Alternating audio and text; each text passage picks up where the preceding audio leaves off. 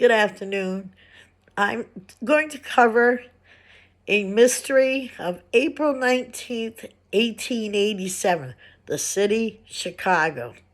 Now, Mrs. Worth was expecting to see her husband come home after work. She waited and waited, and he didn't come. She called the police, told them that her husband was missing. They started an investigation.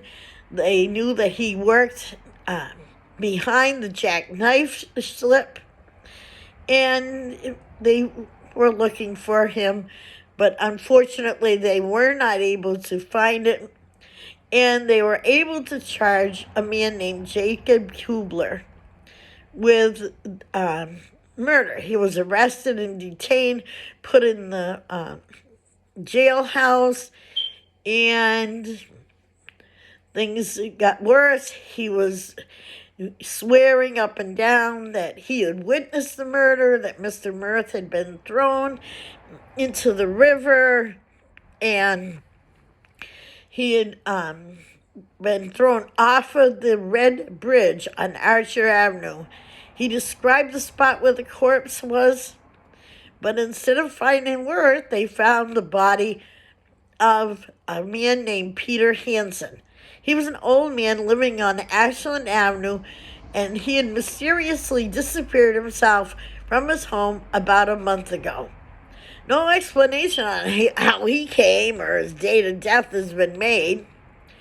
And a couple of weeks before his body was found, the mutilated body, just the trunk of a man, was found in the canal at Lockport.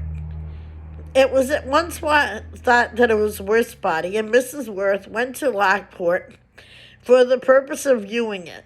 She failed to identify the body then, but went back a week later and said that she thought the remains were her husband's, and so they buried him on Friday. Now, all the time after they held this guy prisoner, they buried another man, all these things. The police decided to look behind the jackknife shop again, or jackknife slip, and lo and behold, there's Mr. Worth.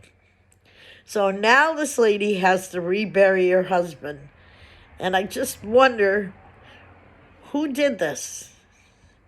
I'm going to try to find some information, but it's scanty and it's a long time ago.